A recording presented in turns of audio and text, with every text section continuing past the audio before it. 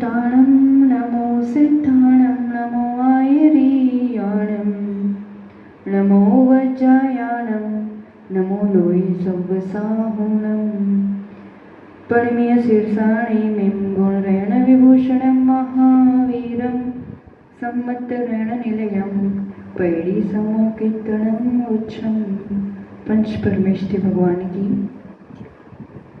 तपस्वी सम्राट आचार्य सन्मति सागर जी महाराज की, आचार्य भगवान सुनील सागर जी गुरुदेव की।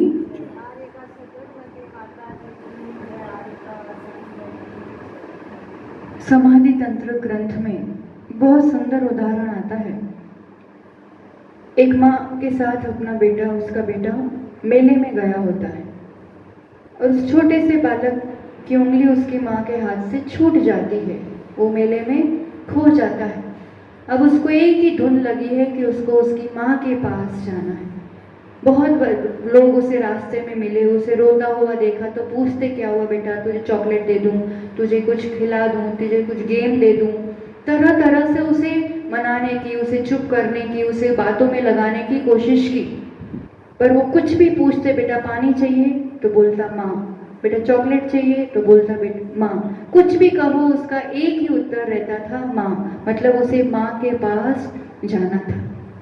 ऐसे ही आचार्य भगवान कह रहे हैं कि इस टाइप की धुन लग जाए ना, चाहे कुछ भी करते रहो, कोई सामने कुछ भी बोलता रहे, पर आत्मा आत्मा ये बात धुन लगेगी, तब ये सत्व पढ़ तो रहे हैं, पर इस आत्मा से सत्व विच्छुद्धि एक एक करके जो कर्मों का सत्ता खत्म करनी, लक्ष्य तो यही है, क्षपणा करनी है कर्मों की, पर ये धुन लग जाती है ना जब, यही दिखता है, संसार में खो गई है ये आत्मा।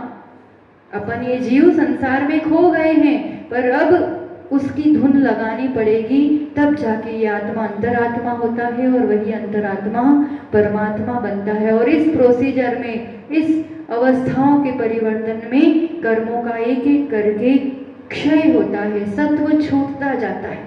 कल थोड़ा सा प्रारंभ किया था अपन ने, सत्व योग्य प्रकृतियां कुल 148, और उसमें पहले गुणस्थान से देखा था तो पहले 3 गुणस्थानों में सत्व विच्छुद्धि एक भी नहीं होती है, क्योंकि सत्व विच्छुद्धि के लिए सम्यक दर्शन, संयम ये सब चाहिए। असत्व होना अलग बात है कि उस गुणस्थान में उसका सत्व नहीं पाया जाता, पर सत्व विच्छुद्धि अलग बात है कि अब ये छूट गई ये कर्म आत्मा से, अब इसका सत्व नहीं पाया जाएगा आगे कहीं भी।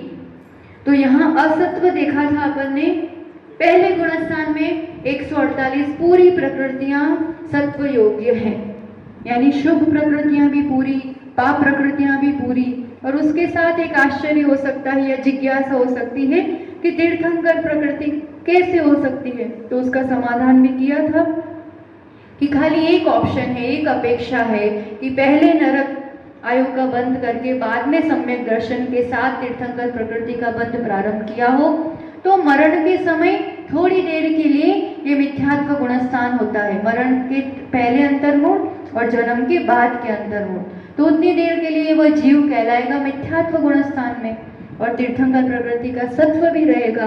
तो उस अपेक्षा से एक पॉसिबिलिटी है, वो एक ऑप्शन है, उस वजह से कहा जाता है। बाकी तीर्थंकर प्रकृति का बंध प्रारंभ करने वाला प्रायः करके नीचे गिरता नहीं है। शायद तो नहीं छूटता है, शोभशम सम्यक दर्शन छूटता है, शायद का तो सवाल ही नहीं, मिथ्यात्व बचा ही नहीं है सत्ता में, तो कैसे उस गुणस्थान में जाएगा। शायद तो कभी गिरता ही नहीं है, चौथे से नीचे कभी भी नहीं गिरेगा वो तो, क्योंकि शायद मतलब सातों प्रकृति का क्षय।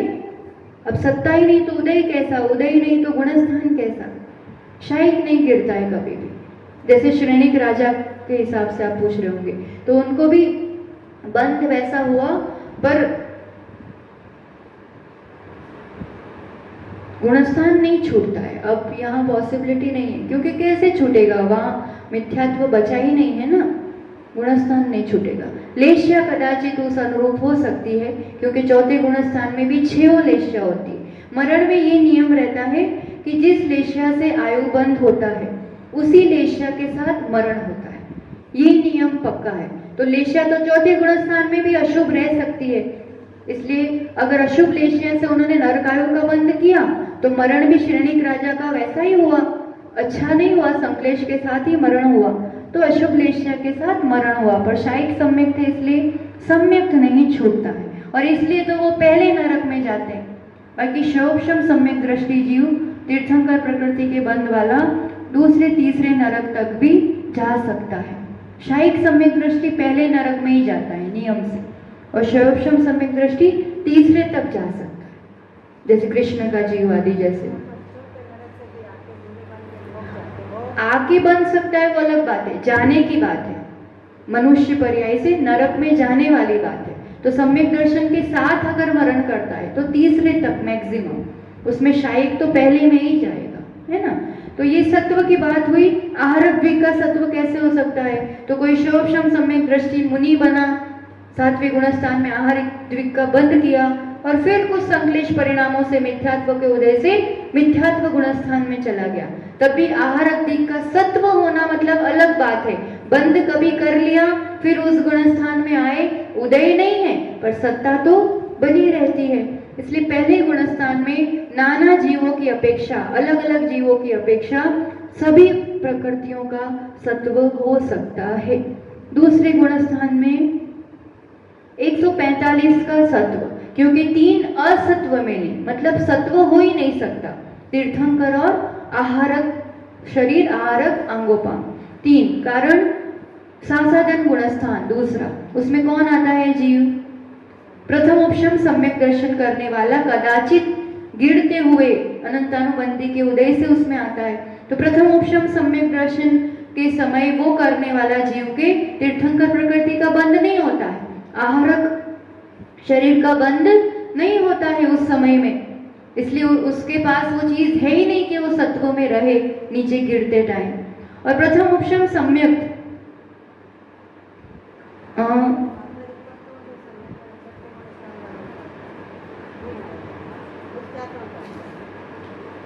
प्रथम उपशम सम्यक वाला छठे से नीचे गिरा, ऐसा तो नीचे भी गिरा तो प्रथम उपशम का काल जो अंतर्मुठ है ना, उस काल में वो ये सब बंद नहीं कर सकता है।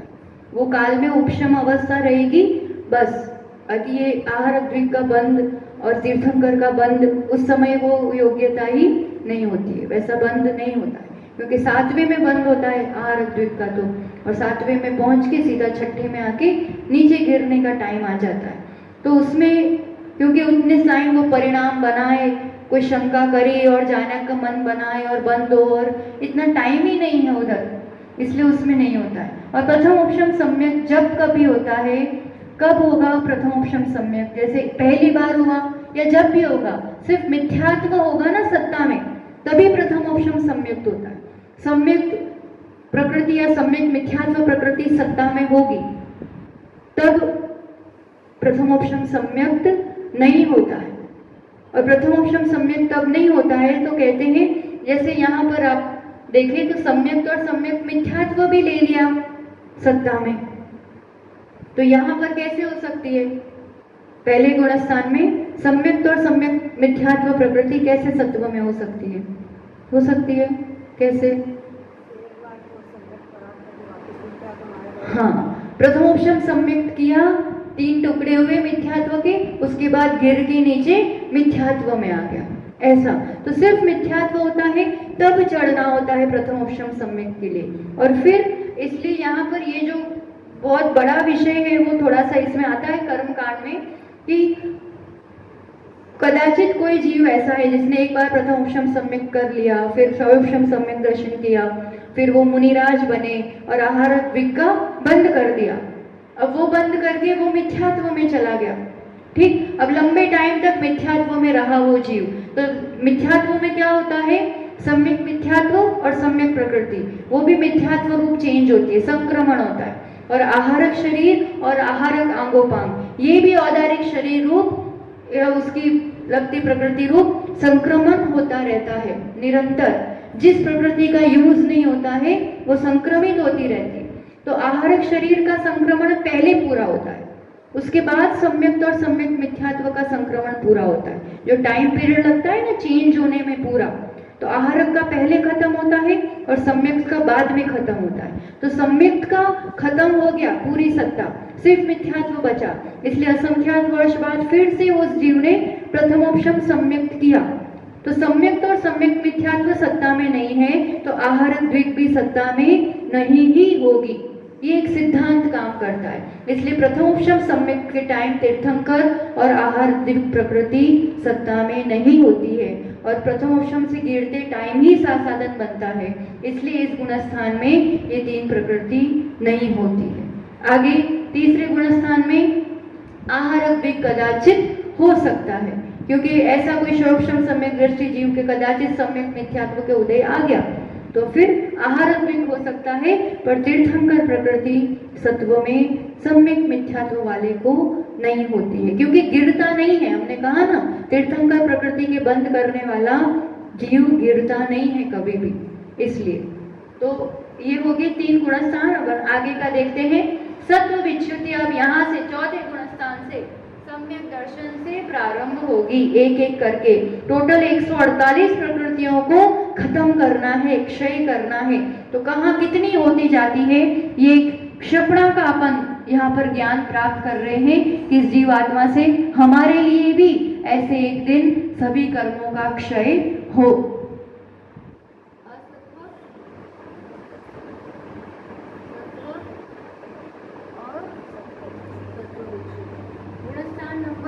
चौथा अविरत सम्यक दृष्टि।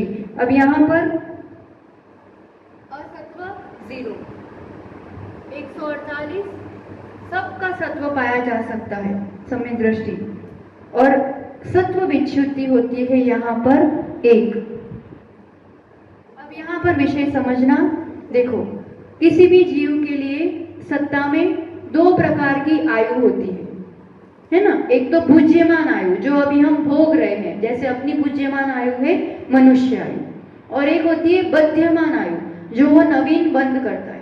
किसी भी आत्मा में मैक्सिमम 2 आयु सत्ता में हो सकती है। एक साथ कितनी आयु सत्वों में हो सकती है?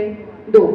एक होगी जो भोग रहा है और नवीन बंद कर लिया होगा तो 2 होगी, उससे ज्यादा आयु सत्ता में नहीं हो सकती है। ठीक, अब उस अपेक्षा से अपन समझेंगे यहाँ पर चौथा गुणस्थान है, एक सत्व विच्युति होती है नरकायु, यानी चौथे गुणस्थान के बाद नरकायु का सत्व नहीं पाया जाएगा। क्यों? क्योंकि अगर भुज्यमान आयु होगी, कोई नारकी होगा तो इस गुणस्थान के आगे होता नहीं है, चौथे के आगे। और कोई बध्यमान आयु होगा, है ना, किसी के सत्व में किस प्रकार से पाया जाएगा? सत्व की बात चल रही, या तो वो खुद नारकी है या किसी मनुष्य या तिर्यंश ने उसका बंद किया है तो सत्व में होगी ये आयु। तो इसमें नरकायु का बंद करने वाला जीव अनुव्रत या महाव्रत धारण नहीं कर सकता है, उस इस गुणस्थान के आगे जा ही नहीं सकता है। ठीक, इसलिए इस गुणस्थान में नरकायु का सत्व विच्युति, मतलब चौथे गुणस्थान के आगे नरकायु की सत्ता हो, ऐसा कोई जीव नहीं हो सकता, क्योंकि नार की आगे जाएंगे नहीं, और जिसने नरक का बंद किया है वो अनुव्रत आदि धारण, संयम धारण नहीं कर सकते, है ना। अब पांचवें में जाएंगे, 147। अब यहाँ पर एक आ जाएगी ना असत्व, जो यहाँ पर थी वो 0 + 1 1, यहाँ 147। अब पांचवें गुणस्थान में असत्व या सत्व विच्युति होगी 1। तिर्यंश आयु, ये भी इसी अपेक्षा होगा। तिर्यंश इस गुणस्थान के आगे पाए नहीं जाते, भुज्यमान जो भोग रहे हैं वो, और बंद करने वाले, किसी ने तिर्यंश आयु का बंद किया है तो वो महाव्रती हो नहीं सकता है। इसलिए इसके आगे यहाँ तिर्यंश आयु का सत्व, इस गुणस्थान के आगे कोई ऐसा जीव नहीं होगा जिसके तिर्यंश आयु का सत्व हो। ठीक, अब छठा गुणस्थान, छठा यानी मुनिराज अप्रमत्त संयत जो होंगे वो। तो यहाँ पर अब ये 1 + 1 2 का सत्व और 146 का सत्व। अब 146 में यहाँ पर प्रमत्त में एक भी विच्युति नहीं होती, 0 सत्व विच्युति। ठीक, अब सातवें में यही रहेगा 2, 146। अब यहाँ सातवां गुणस्थान शपक श्रेणी की अपेक्षा अपन बात कर रहे हैं, क्षपणा की अपेक्षा, तो यहाँ पर अब इसके आगे श्रेणी चढ़ना है ना। तो श्रेणी यानी शपक श्रेणी चढ़ना है अपन को। तो उसके पहले जो 7 दर्शन मोहनीय के 3 और अनंतानुबंधी के 4, इसकी क्षपणा यही हो जाएगी। तभी तो वो शपक श्रेणी में चारित्र मोहनीय की क्षपणा करने के लिए आगे बढ़ेगा। कोई भी शपक श्रेणी चढ़ने वाले की 7वें गुणस्थान के बाद अनंतानुबंधी 4 की विसंयोजना कर लेगा, मिथ्यात्व, सम्यक मिथ्यात्व और सम्यक के क्षपणा कर लेगा। शाही को चौथे, पांचवें, छठे, सातवें में कहीं भी बन सकता है। हाँ, उपशम वाला चढ़ेगा तो उसको तो कदाचित सत्ता हो सकती है। अपन क्षपणा की अपेक्षा बात कर रहे हैं, क्योंकि सत्व टोटली उपशम वाला भी चलेगा, नीचे आएगा, फिर वापस सातवें में आएगा। और जब कभी भी सत्व विच्छुद्धि की बात है ना, सत्ता विच्छुद्धि अगर होगी अनंतानुबंधी की, मिथ्यात्व की, तो कहाँ के बाद नहीं पाई जाएगी? सातवें के बाद। जब कभी तब तो छूटी नहीं है, जब छूटेगी सत्ता तो कहाँ छूटेगी? ये बात चल रही है अपनी सत्व विच्छुद्धि की। तो छूटेगी तो तभी जब क्षपणा करेगा। उपशम वाला तो उतर रहा, चढ़ रहा है, उतर रहा, चढ़ रहा, तो ठीक है, सत्व है ही।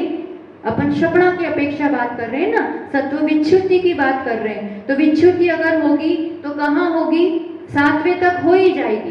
पहले भी हो सकती है, पर सातवें के बाद नहीं ही पाई जाएगी। यहाँ तो उसका वो क्षय कर ही लेगा। तो अनंतानुबंधी 4 और दर्शन मोह की 3, यानी मिथ्यात्व, सम्यक मिथ्यात्व, सम्यक। शायद सम्यक दृष्टि ही क्षपणा शपक श्रेणी चढ़ेगा। इन 7 को तो यही खत्म किया जाता है, और इसके साथ एक और टोटल 8 प्रकृतियां, एक देवायु।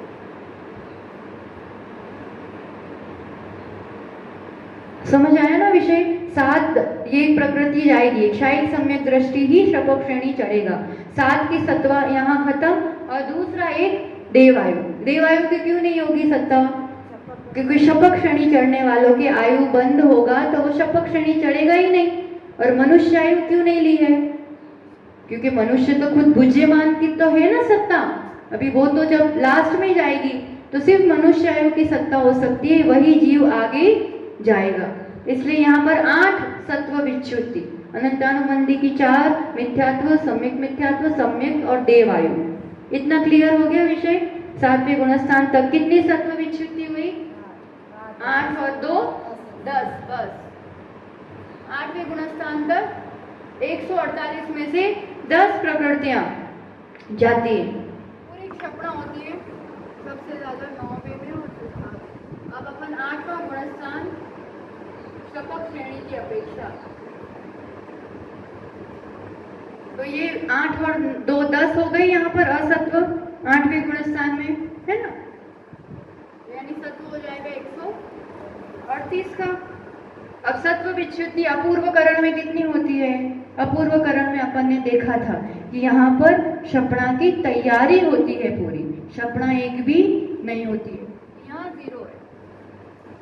क्योंकि क्षपणा का कार्य अनिवृत्तिकरण में होता है पूरा, एक एक एक एक करके सब कर्म जाते हैं। अपूर्व करण में तैयारी होती है उसकी। तो 9वें गुणस्थान में यही स्टेटस रहेगा। अब इसके 9 भाग बनाएंगे पूरा, एक एक करके जाते हैं कर्म, ठीक? तो पहले भाग में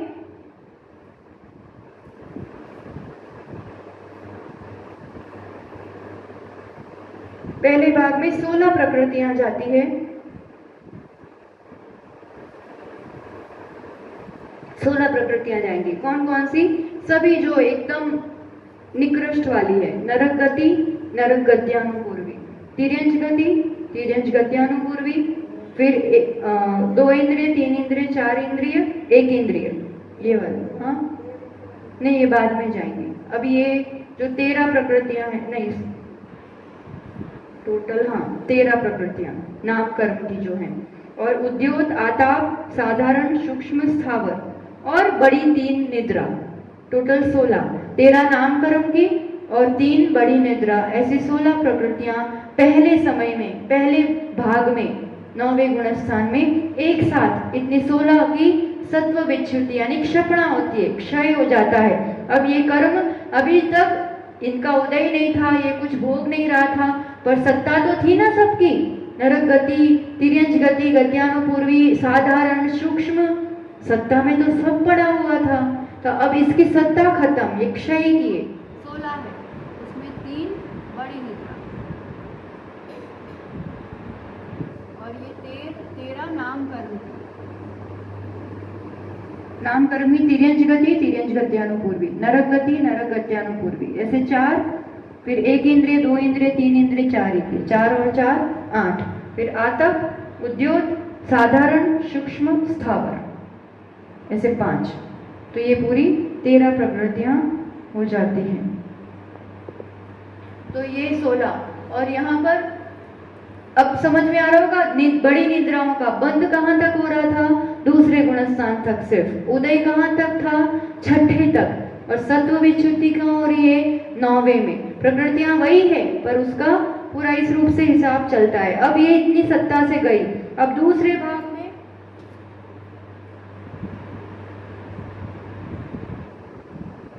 भाग 2 में 8 प्रकृतियां जाती है। 8 प्रकृतियों में अप्रत्याख्यानावरण 4 और प्रत्याख्यानावरण 4, ये यहाँ जाएंगी। अभी तक तो शौक्षम अवस्था में उसका अनुदय किया था, अनंतानुबंधी का क्षय करके ऊपर चढ़ा है। अब ये 8 अप्रत्याख्यान 4, प्रत्याख्यान 4, ये यहाँ जाएंगे। फिर तीसरे भाग में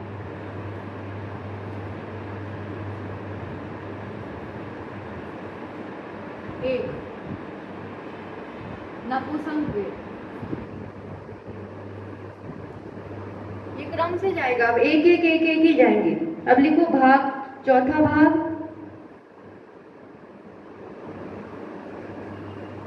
चौथा, पांचवा,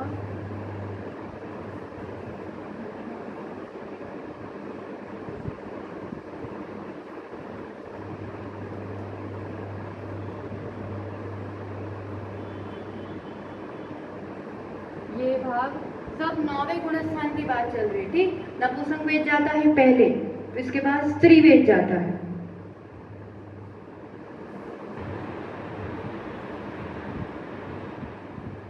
क्योंकि 9वें गुणस्थान की अपन ने देखा था, उसमें उसकी उदय विच्छुद्धि होती है ना। इसके बाद वेद का उदय भी नहीं होता है और सत्ता भी नहीं होती है। आप कहोगे वो तो मनुष्य है, पुरुष है ना, जो मुनिराज हैं, जो श्रेणी चढ़ रहे हैं, वो तो पुरुष है द्रव्यलिंगी, मतलब, पर वेद की अब जरूरत नहीं है। 9वें गुणस्थान के बाद वेद का उदय नहीं होता है और सत्व भी नहीं होता है। स्त्री वेद के बाद 5वें भाग में हास्य आदि, यहाँ पर ये 6 हास्य, रति, अरति, हाँ भाई जो एक साथ 6 हो जाएंगे।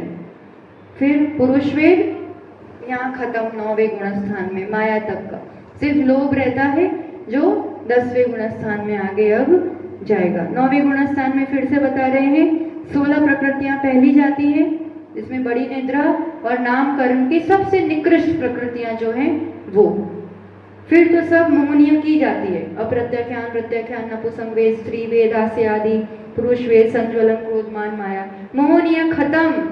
अब मोहनिया में कितना बचा, पहले 7 खत्म की 7वें गुणस्थान में, फिर यहाँ बाकी की खत्म की, सब 9वें गुणस्थान में जाती है, बाकी की सब, सिर्फ एक बचा, संज्वलन, लोभ की सत्ता, 10वां गुणस्थान। अब यहाँ पर ये सब ऐड करेंगे ना बहुत सारे, तो असत्व हो जाएगा 46 का 10, और ये 36 प्रकृतियां हैं पूरी। 9वें गुणस्थान की टोटल प्रकृतियां कितनी हुई, 36। तो 10 और 36 यहाँ 40, यहाँ हो जाएगा 103, हाँ 102। 10वें गुणस्थान में कितनी प्रकृति जाती है, सिर्फ एक। 46 का सत्व, 102 का सत्व और एक प्रकृति जाती है और वो है संज्वलन, लोभ।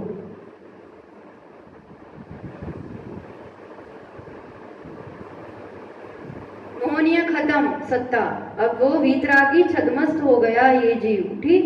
और अब यहाँ से कहाँ जाएगा? सीधा 12वें में। 11वें की बात नहीं आएगी यहाँ पर। अब 12वें में अब देखो मोहनिया खत्म, अब 12वें में कौन से जाएंगे? ज्ञानावरण, दर्शनावरण, ये सब जाएंगे अंतराय, तो ही तो केवल ज्ञानी होगा वो। तो अब यहाँ पर सत्व कितने का है? असत्व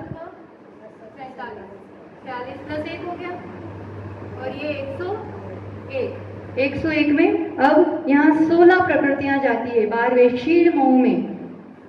5 ज्ञानावरण, 5 अंतराय, बंध विच्छुद्धि भी यहाँ पर थी ना इतनी, नहीं उदय विच्छुद्धि, जो उदय विच्छुद्धि थी वही यहाँ सब एक साथ जाता है, उदय भी खत्म और सत्व भी खत्म। और 5 + 5 + 6, ये ज्ञानावरण की, ये नहीं अंतराल, और ये दर्शनावरण की 4 और 2 निद्रा और प्रचला। टोटल खत्म करना है ना 4 घातिया कर्म यहाँ पर। मोहनिया गया 10वें तक और 12वें में बाकी के 3 कर्म अब जाएंगे। इसलिए 47 और 16 ऐड करेंगे तो कितनी हो जाएंगी? 63। अपन कहते हैं ना चौकर्म की 63 प्रकृति नाश। तो ये जो 18 दोष को जीतने वाले अरिहंत परमेष्ठी सहयोग केवली 13 गुण स्थान वाले, अब समझ में आया कैसे 63 प्रकृति अपन पूजन में बोलते हैं, पर अब ये प्रूव हो रहा है, अपन प्रमाण कर रहे सिद्धांत से कब कहाँ कौन सी गई। और इस रूप से 16 और 47 63 प्रकृतियों का असत्व जीत लिया, खत्म कर ली उसकी सत्ता, क्षय कर लिया। निद्रा प्रचला और 4 चक्षु दर्शनावरण आदि, 6 हुई ना दर्शनावरण की। दर्शनावरण की 4 तो है, चक्षु केवल और निद्रा और प्रचला, इसलिए 6 लिए। 3 बड़ी निद्रा तो पहले कर ली अभी अपन ने 9वें गुणस्थान में। तो ये समझ में आया 63 कर्म कैसे जा रहे हैं उसमें।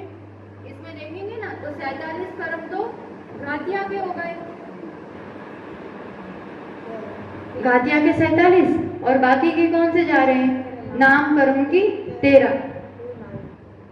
हाँ 13 नाम कर्म की है, जो अभी 9वीं गुणस्थान में स्टार्टिंग में गिनी ना, 1 इंद्रिय 2 इंद्रिय आदि, सूक्ष्म स्थावर, तिर्यंज गति, नरक गति, वो सब 13 और 3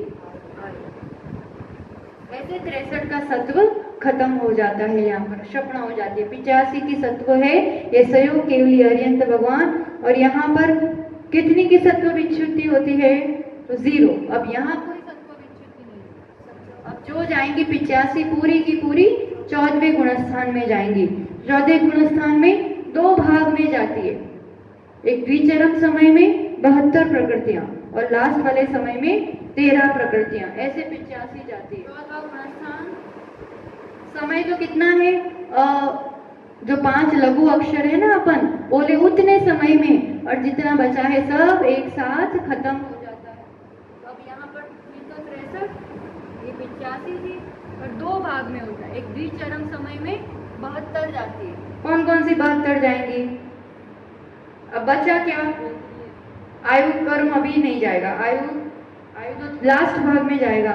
आयु नाम कर्म, अब जो है नाम कर्म की सभी खत्म होनी है। 5 शरीर, 5 बंधन, 5 संगात, 6 सहनन, 3 आंगोपाम, 6 संस्थान, 5 वर्ण, 2 गंध, 5 रस, 8 स्पर्श, स्थिर अस्थिर, शुभ अशुभ, सुस्वर दुस्वर, देवगति देवगत्यानुपूर्वी, प्रशस्त अप्रशस्त व्यायगति, दुर्भग निर्माण, अयश कीर्ति, अनादि, प्रत्येक, अपर्याप्त, अगुप लघु, उपघात, परघात, उच्छ्वास, और साता और असाता में से 1, और नीच गोत्र। इतनी 72 प्रकृतियां एक साथ। फिर से बोल दे रहे एक बार, 85 जो बची है ना उसमें से 72, और लास्ट समय में 13।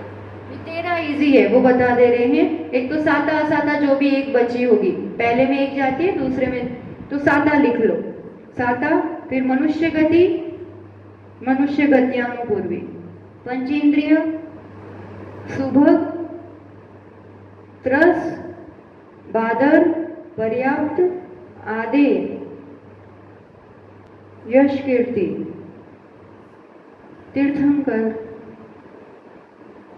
ये सब हो गई नाम कर्म की। फिर मनुष्य आयु और उच्च गोत्र, 13 प्रकृतियां हो गई। इसके अलावा जो 72 बची वो सभी पहले समय में। नहीं ध्यान आया? फिर से बोल दें। साकावेदनीय, फिर मनुष्य गति, मनुष्य गत्यानुपूर्वी, पंचेंद्रिय, त्रस, बादर, पर्याप्त, यश, सुबक, आदि, तीर्थंकर, उच्च गोत्र और मनुष्य आयु।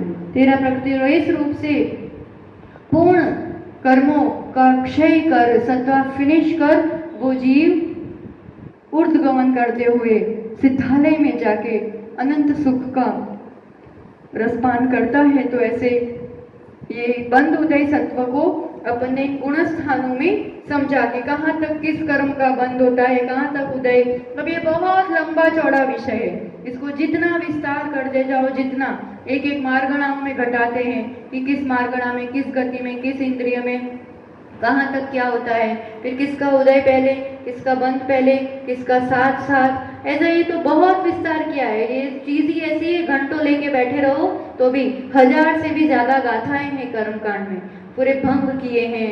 फिर इसी पे पूरा लंबा चौड़ा विषय है। तो ये तो एक सहज एक ज्ञान रहे कि किस गुणस्थानों की बात की है ना अपन ने, कर्म विज्ञान और गुणस्थान, इस विषय को थोड़ा सा पुरुषार्थ किया आचार्य भगवान के आशीर्वाद से, जो आपके लिए थोड़ा सा परोसा कि एक विषय ध्यान में आए कि कैसे कर्मों का और गुणस्थानों की व्यवस्था चलती है।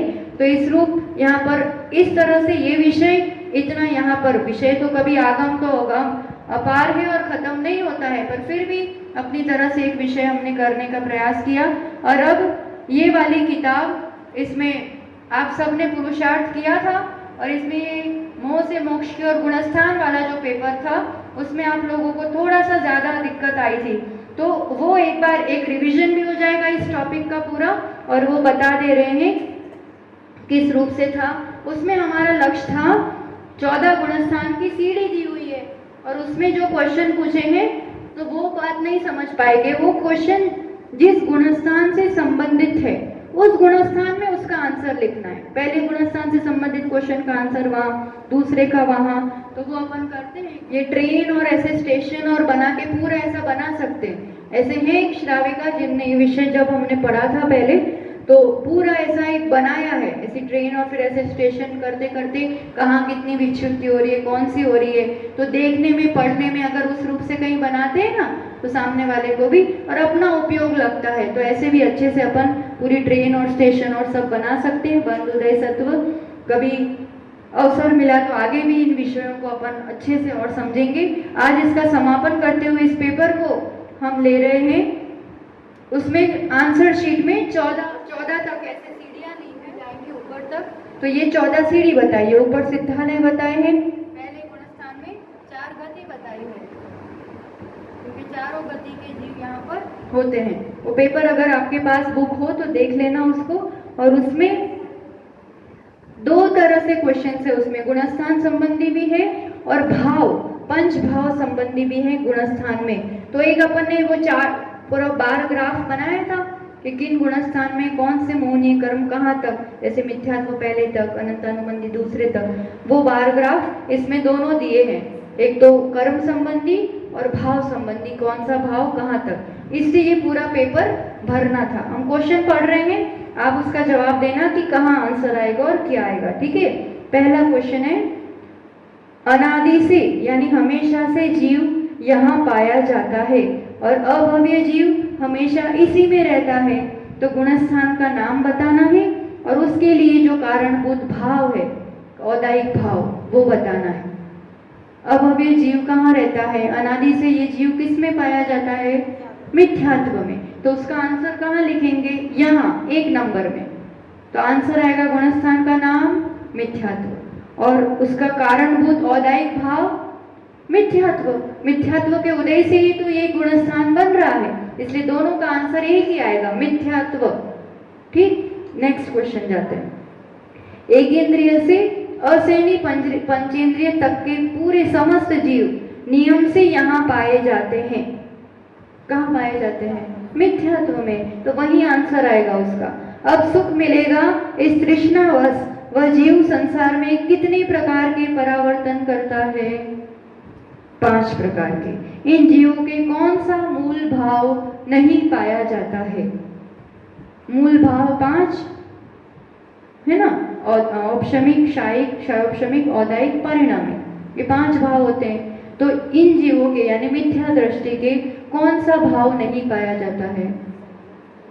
क्षयिक भाव। एक भी क्षयिक भाव उनके कभी भी नहीं पाया जाएगा। तो दोनों आंसर यहाँ लिखेंगे, जैसे लिखा है ना, क्वेश्चन नंबर 1 उसका आंसर मिथ्यात्व, क्वेश्चन नंबर 2 उसका आंसर लिखो 5 परावर्तन और क्षयिक भाव। ऐसे इस रूप से इसमें भरना है। फिर तीसरा क्वेश्चन लेते हैं। परावर्तन करता हुआ बहिरात्मा का अंतरात्मा में प्रथम बार जो परिवर्तन होता है यानी मोक्ष मार्ग का प्रारंभ होता है, वो किस भाव से होता है? कौन सा भाव होता है उस समय? भाव 5 है ना, औपशमिक, क्षयिक, क्षयोपशमिक, औदायिक और पारिणामिक। तो उपशम भाव से, प्रथमोपशम सम्यक दर्शन से ही तो मोक्ष मार्ग का प्रारंभ होता है। और इसमें ये जब ये भाव बनता है तब वो कौन से गुणस्थ कहाँ पहुंचता है? गुणस्थान का नाम लिखो, चौथा गुणस्थान। इसलिए आप ये जो तीसरा क्वेश्चन है इसका आंसर यहाँ आएगा, उसका नाम अविरत सम्यक दृष्टि।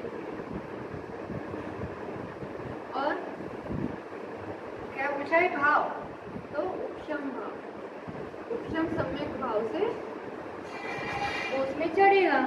ठीक, चौथा क्वेश्चन। परिणाम देहादि से भिन्न आत्म तत्व श्रद्धान वितरागी रत्नत्रय ही सही मार्ग है। सच में रात में नहीं खाना चाहिए, पर अभी मुझसे नहीं छूट पाता है।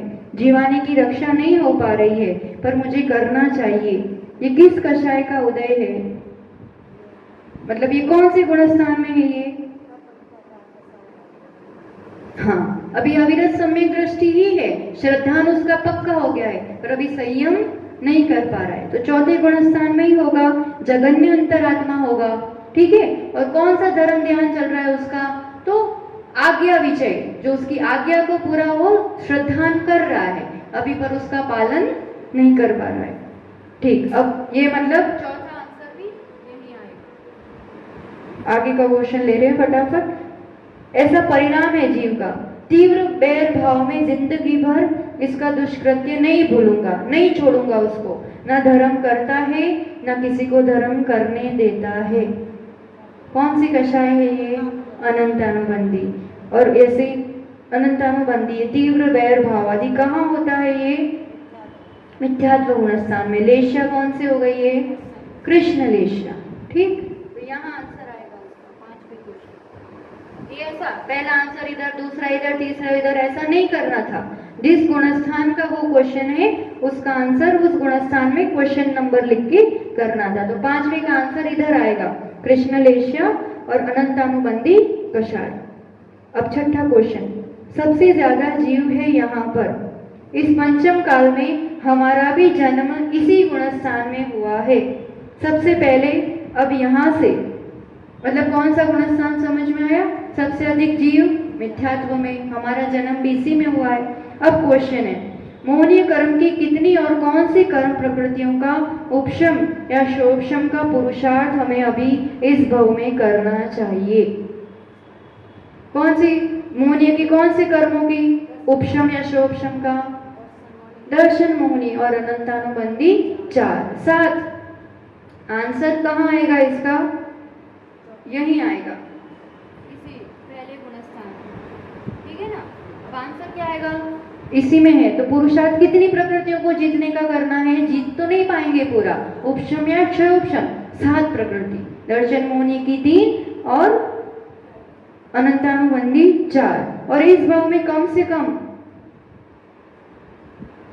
इतना तो चढ़ना ही होगा, मतलब आगे अपन वहां तक पहुंच पाएंगे। कम से कम इतना तो कर ही सकते हैं कि अपन सम्यक दर्शन प्राप्त कर पाए, चौथे तक पहुंच पाए। अब 7वां प्रश्न है, वह कौन सा भाव है जो बहिरात्मा, अंतरात्मा, परमात्मा तीनों में पाया जाता है? और इसी की आराधना से हम आगे गुणस्थान में बढ़ते हैं और इसकी विराधना से गिरते हैं। कौन से भाव? जीवत्व यानी पारिणामिक भाव, और उसमें जीवत्व, मैं अपने स्वभाव से जिंदा हूं। अपने पारिणामिक भावों की जितने जितने आराधना करते हैं ना, उतना उतना गुणस्थान में बढ़ते हैं, और ये तीनों को पाया जाता है। ठीक, अब 8वां क्वेश्चन, इसका आंसर सबसे ऊपर लिखना था, सभी गुणस्थान के ऊपर। 8वां, ये गुणस्थान जो नीचे उतरने में ही आता है, चढ़ने में कभी भी नहीं आता है, क्या नाम है उसका? और उसका काल सबसे कम है, नीचे उतरने में ही आता है। 11वां नीचे उतरने में नहीं आता है, उससे नीचे उतरते हैं। हम क्या पूछ रहे हैं? ये गुणस्थान नीचे उतरने में ही आता है, साधन। और इसका काल सबसे कम, 6 आवली तो अधिक से अधिक, उससे ज्यादा नहीं होता है। वहां कौन सा ज्ञान होता है? कुमति को श्रुति होता है, अभी सम्यक मति श्रुत ज्ञान नहीं होता है, अज्ञान यानी मिथ्या ज्ञान होता है यहाँ पर। यानी दूसरे, ये क्वेश्चन नंबर तो है 8वां, और इसका आंसर यहाँ दूसरे गुणस्थान में 8 नंबर लिख के लिखना है। फिर 9वां क्वेश्चन, तिर्यंत संगी पंचेंद्रिय अधिक से अधिक यहाँ तक पहुंच सकते हैं, कहाँ तक? ठीक, उस गुणस्थान का नाम लिखना है, और यहाँ कितनी कषाय का क्षोभशम किया है, और कौन सी कषाय का उदय है, ये लिखना है। कहाँ तक जा सकता है तिर्यंत? अब क्षोभशम कितनों का किया है, और उदय किसका है, ये लिखना है यहाँ। उदय किसका चल रहा है यहाँ पर? प्रत्याख्यानावरण। और क्षोभशम 4 अनंतानुबंधी और अप्रत्याख्यानावरण, 8 मोहनीय कषाय, चारित्र मोहनीय का क्षोभशम, और उदय प्रत्याख्यानावरण की देशघाती प्रकृतियों का, और संज्वलन और 9 कषाय, इन सब का उदय होगा, और बाकी की 8 को उपशमन किया है, दबाया है।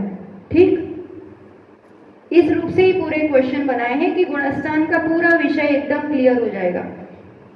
किस कषाय का उदय? ठीक हो गया। अब फटाफट ले रहे हैं। श्रवण दीक्षा होते ही उसी समय सीधा इस गुणस्थान में पहुंचते हैं। 7वां गुणस्थान का नाम लिखना है। 7वां अप्रमत्त। और यहाँ पर कितनी चौकड़ियां खत्म की है? कषाय की कितनी चौकड़ी गई है? चौकड़ी मतलब 4 एक साथ, तो अनंतानुबंधी, अप्रत्याख्यान, प्रत्याख्यान, 3 चौकड़ी गई है। तो ये यहाँ पर लिखेंगे आंसर नंबर क्वेश्चन 10 में, उसका आंसर लिखेंगे 7वें गुणस्थान में, और 3 चौकड़ी गई है। ऐसा संज्वलन कषाय के तीव्र उदय से प्राप्त गुणस्थान, कौन सा गुणस्थान? प्रमत्त विरत, उसका नाम, और उसमें भाव कौन सा है? संज्वलन के तीव्र उदय से 6ठा गुणस्थान। तो 11 नंबर का आंसर यहाँ लिखना है, गुणस्थान का नाम लिखना है, और पूछा है यहाँ कौन सा चारित्र भाव पाया जाता है? चारित्र संबंधी कौन सा भाव? उपशम भाव है, क्षोभशम। उपशम भाव नहीं होता चारित्र का 6ठे गुणस्थान में, शायिक भाव भी नहीं होता है। कौन सा भाव होता है? क्षोभशम चारित्र होता है यहाँ।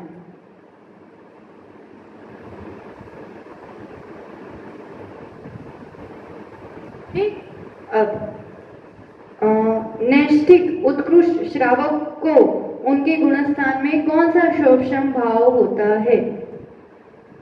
नैष्ठिक उत्कृष्ट श्रावक यानी शुल्लक शुल्लिका आदि है ना, या समाधि करने वाले, तो उनके गुणस्थान में, उनका गुणस्थान कौन सा? 5वां। तो उनको कौन सा क्षोभशम भाव होता है? क्षोभशम तो होता है, पर भाव का नाम पूछा है। अपन ने भाव की चर्चा खैर अभी नहीं की, पर जो सुन रहे हैं इस विषय को, उनको पंच भाव हम अच्छे से समझा चुके हैं, पूरा उसका भी विषय हो चुका है। तो संयमा संयम क्षोभशम भाव होता है ना, जो देश विरत 5वें गुणस्थान में संयमा संयम क्षोभशम भाव होता है। फिर असंयम औदायिक भाव के साथ कोई शायिक भाव संभव है? ये आप लोगों के लिए एक प्रश्न है। चलो ये 5 भाव होते हैं ना, तो कोई असंयम औदायिक भाव है, यानी वो असंयमी है, ठीक है, और उसके साथ कोई शायिक भाव संभव है, औदायिक। कहाँ और कौन सा? और सबसे पहले यही शायिक होता है। कोई असंयमी है और उसे कोई शायिक भाव हो, ऐसा संभव है क्या? चौथे गुणस्थान में हो सकता है ना। कौन सा शायिक भाव हो सकता है? शायिक सम्यक दर्शन, है ना, चौथे गुणस्थान में। और सबसे पहले जितने भी शायिक भाव है उसमें सबसे पहले कौन सा शायिक भाव होता है? शायिक सम्यक। यही पहले क्षपणा किसकी होगी? दर्शन मोहनीय की। शायिक सम्यक भाव पहले प्रकट होता है, उसके बाद बाकी की शायिक चारित्र, ज्ञान, दान, लाभ, ये सब बाद में प्रकट होते हैं, है ना। तो ये प्रश्न पूछा है। अब यहाँ अगर औदायिक भाव ही प्रभावित करता है, अत्यंत पर्याय दृष्टि ऐसा जीव कहाँ पर है? चाहे कितना ही बड़ा धन पद हो, सुख शांति हो, पर धन्य पदों पर सुख शांति का अभाव है। अत्यंत पर्यायी दृष्टि, औदायिक भाव दृष्टि कहाँ पर होती है? पहले गुणस्थान में। तो वो 14 नंबर का प्रश्न पहले गुणस्थान में लिखना। और ऐसे जीव कहाँ है? मिथ्यात्व में। और सुख का मूल कारण है सम्यक दर्शन। आगे के गुणस्थान ले लेते हैं अपन। परिणाम, जीव देव शास्त्र गुरु के प्रति भी श्रद्धा है और रागी दृश्य भगवान के प्रति भी श्रद्धा है। ऐसा श्रद्धा और अश्रद्धा रूप परिणाम तीसरा गुणस्थान या मिश्र वाला सम्यक मिथ्या, ठीक, गुणस्थान का नाम आ गया। 16 नंबर का क्वेश्चन।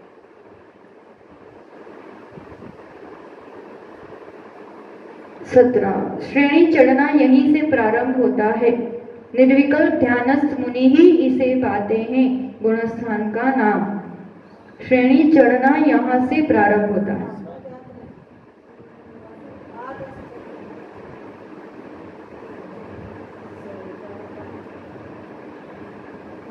सातवां तो हो गया ना, इसलिए 8वां गुणस्थान। श्रेणी तो यहीं से प्रारंभ होगी ना, 8 से। अब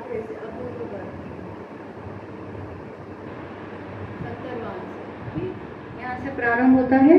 और ठीक, श्रेणी का स्थान जहां से नियम से नीचे उतरना पड़ता है। 11वां गुणस्थान उपशांत मोह। श्रेणी का वह स्थान जहां एक समय वाले जीवों में परिणाम का भेद नहीं पाया जाता है। अनिवृत्तिकरण सीधा 9वें गुणस्थान में लिख लेना। और लेश्या का नाम पूछा है तो लेश्या शुक्ल लेश्या होगी। श्रेणी का स्थान जहां मोक्ष का पूर्ण अंत हो जाता है, मोह का, सॉरी 20वां क्वेश्चन है। श्रेणी का वह स्थान जहां मोह का पूरा अंत हो जाता है। 10वां सूक्ष्म सांप्राय, या पूरा अंत होता है। तो 10वें गुणस्थान के नाम के आगे 20वां आंसर करके नाम लिखना, सूक्ष्म सांप्राय। अंत में कौन सी कषाय जाती है? संज्वलन लोभ। 4 बाध्य कर्म नाश करने पर ये गुणस्थान मिलता है। हाँ, सहयोग केवली, ठीक, लास्ट 13वां वाला। मोक्ष बाद सीधा एक सीढ़ी लांघकर यहाँ ऐसे पहुंचते हैं कि फिर कभी उतरते ही नहीं है। 12वें में क्षीण मोह वाला गुणस्थान का नाम लिखना है। 23वां क्वेश्चन, अब योग यहाँ पर नहीं है। 14वां गुणस्थान, ठीक। तो इस रूप से 14 गुणस्थान के क्वेश्चन थे। एक बार बता दे जाना, गुणस्थान के नंबर बताना है। बहिरात्मा का गुणस्थान पहला, भावलिंगी अनगारी छठा 7वां, ठीक। आरिका माताजी 5वां, पाक्षिक श्रावक चौथा, पक्ष रख रहा है अभी वो पालन नहीं करता। व्रती साधक श्रावक 5वां, जहां देवायु का ही बंद होता है, जहां देवायु का ही बंद होगा 5वां, 6ठा, 7वां वहां तक, जहां मरण या जन्म नहीं होता है। 3रा, सिद्ध परमेष्टि का गुणस्थान, गुणस्थान अतीत, है ना। तो इस रूप से अपन ने यहाँ पर गुणस्थान का विषय भी हुआ और एक तरह से परीक्षा, ऐसे रिवीजन जैसा भी अपना हो गया। तो इसी के साथ अपन आप सभी के लिए जिनवाणी माता से और गुरुदेव से एक क्षमा याचना के साथ कि इस विषय को पढ़ाने में कुछ भी त्रुटि हुई हो या कुछ अन्यथा वचन हुआ हो या आपके समझ में कुछ अन्यथा रूप से आया हो तो क्षमा करें और आप सभी के लिए ये ज्ञान निर्मलता की वृद्धि में, गुणस्थान वृद्धि में निमित्त बने और हम सभी एक साथ मोक्ष मार्ग में बढ़ते हुए सिद्ध अवस्था को प्राप्त हो, इस गुणस्थान अतीत कर्मातीत अवस्था को प्राप्त हो, इसी दिव्य मंगल भावना के साथ जय बोलो परम पूज्य आचार्य रोगन सुनील सागर जी देव की, द्वादशांगमय जिनवाणी माता की, सिद्धांत चक्रवर्ती नेमी चंद्र आचार्य भगवंत की जिनवाणी स्तुति। जिनवाणी के ज्ञान से सूझे लोकालोक, सोवाणी मस्तक नमो सदा देत हूँ दोग। हे जिनवाणी भारती तो हे जपो दिन रैन, जो तेरा शरण गए सो पावे सुख चैन। 9 बार नमोकार।